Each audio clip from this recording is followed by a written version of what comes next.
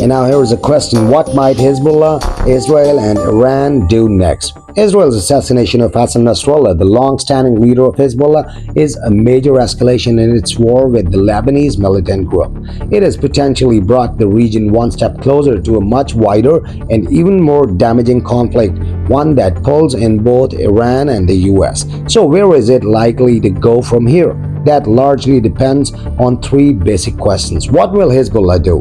Hezbollah is reeling from blow after blow. Its command structure has been decapitated, with more than a dozen top commanders assassinated. Its communications have been sabotaged with the shocking detonations of its pagers and walkie-talkies, and many of its weapons have been destroyed in airstrikes.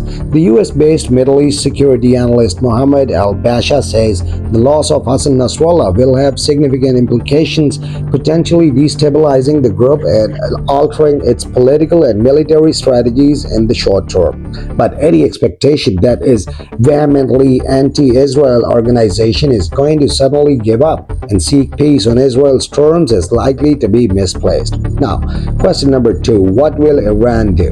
This assassination is as much of a blow to Iran as it is to Hezbollah. It's already announced 5 days of mourning. It's also taken emergency precautions, hiding away its leader Ayatollah Ali Khamenei in case he too gets assassinated.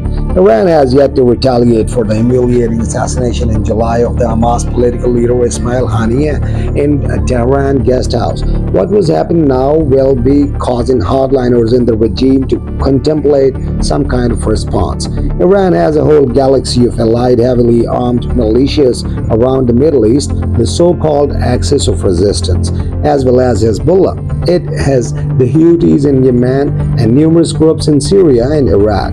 Iran could well ask these groups to step up their attacks on both Israel and US bases in the region. But whatever response Iran chooses, it will likely calibrate it to be just short of triggering a war what it cannot hope to win.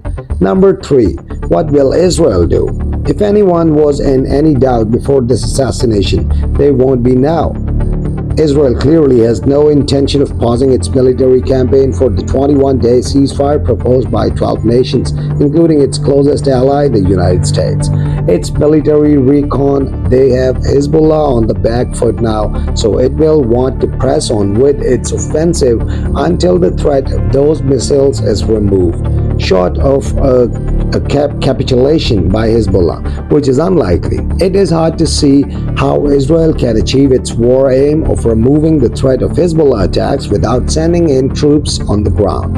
The Israel Defense Forces have released footage of its infantry training close to the border for this very purpose. But Hezbollah has also spent the last 18 years since the end of the last war training to fight the next one. In his final public speech before his death, Nasrallah told his followers that an Israeli incursion into South Lebanon would be, in his words, a historic opportunity.